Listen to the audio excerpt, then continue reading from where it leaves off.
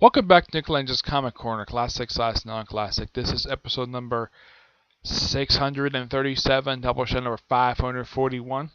Two Batman trades. First up, it is All-Star Batman, Volume 2, Ends of the Earth, collecting issues 6 to 9 of the series. The series ended after 14 issues. So, there's still one more trailer that we're going to come out of this one. The artwork is by several different people. Yeah, almost like every issue's got a different artist. You have Jock, Francisco Fercaria, Telelatte, Gustavo Kamakai, and Mark Morales. The cover art here is done by Jock. Each issue in here features one Batman villain where he goes around the planet searching for stuff. The first issue, which is a Jock issue, features Batman versus Mr. Freeze, which is an interesting issue. I even loved how the way the issue was written. They even had an issue where he took on Poison Ivy, and even follow up what happened that apparently after she stopped working for Wayne Enterprises, Bruce Wayne apparently set up a fund in her name to help people who want to become botanists like her. Let's see. I'm trying to think what other villains they pop up in here besides Poison Ivy and Mr. Freeze. There's a few others. Oh yeah, Roz shows up in here. That was interesting. I'll get to it in a minute. Let's see if I can find him here.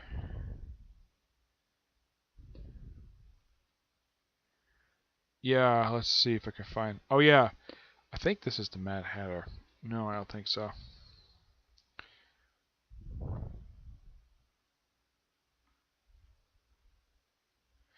Yeah, here's Roz in a suit. Yes, an actual suit and tie. And a machine gun. I should point out, though, that when this issue came out, the League of Shadows storyline was going the same exact time.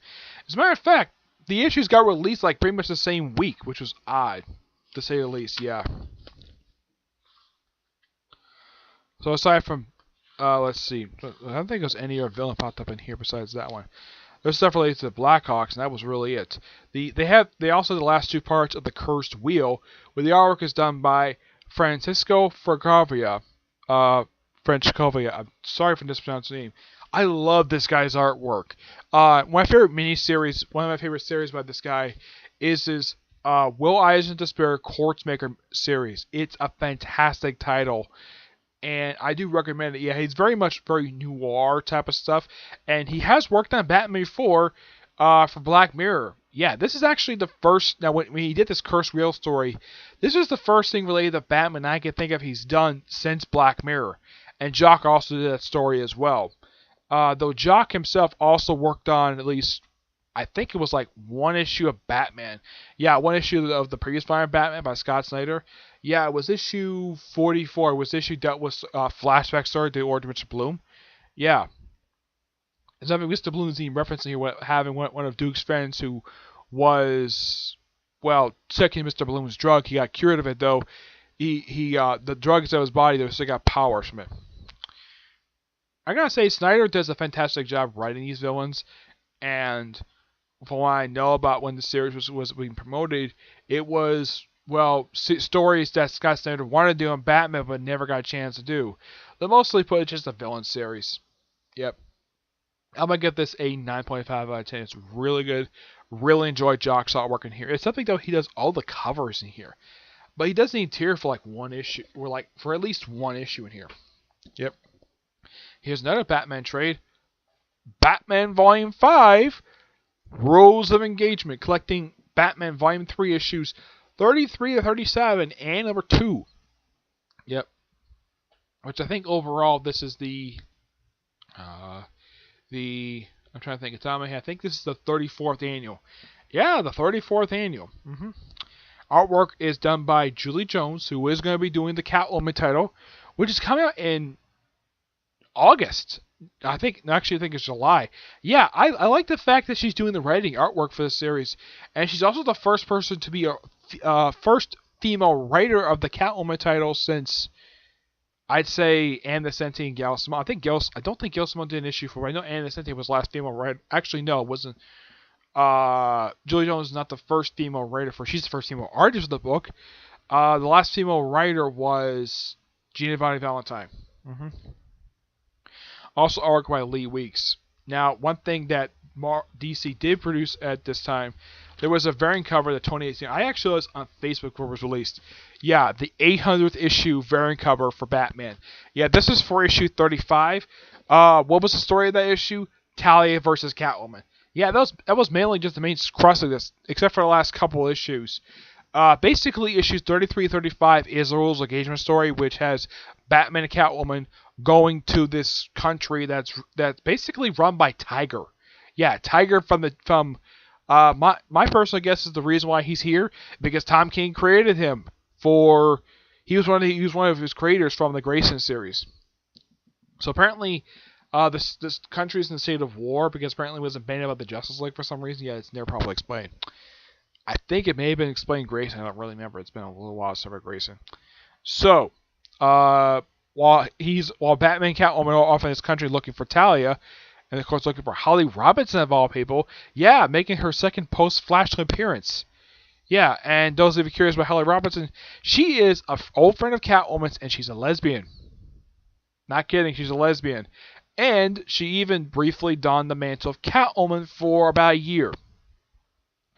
In the Catwoman comics, this was when Will Pfeiffer was on the book. Yeah, he briefly had Selena kind of retire as Catwoman because she became a mother. Yes, that is the reason why. And so, and Alfred is the one who informs the rest.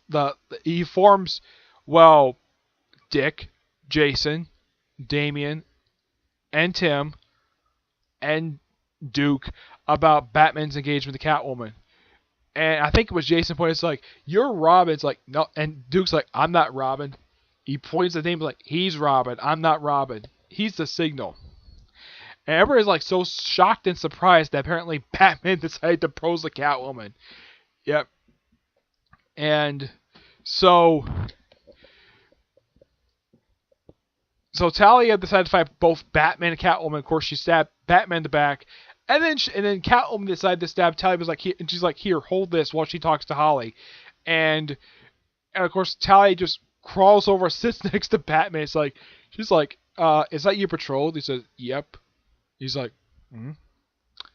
And then she says, I like her. Yeah. Two gorgeous women fighting over Batman. I'm sure he feels kind of happy about that.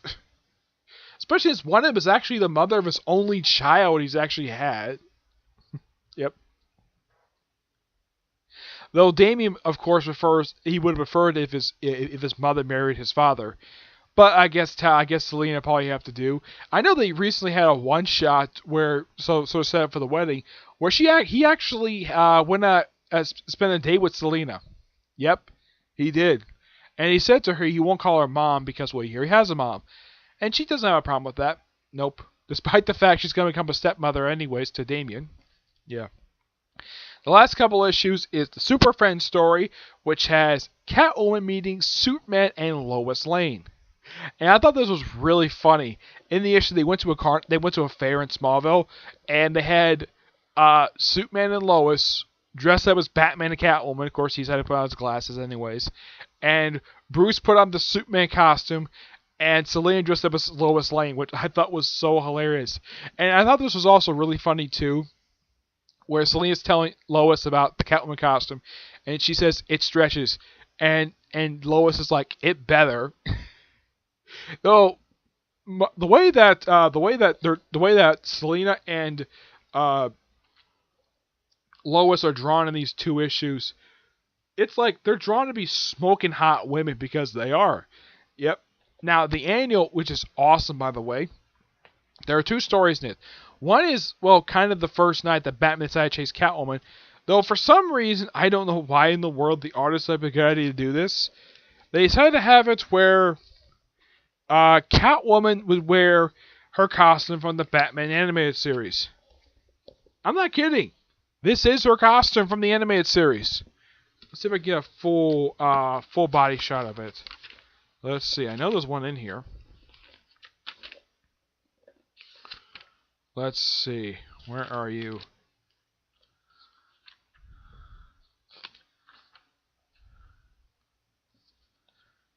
Yeah, here's more of a more of a body shot for it.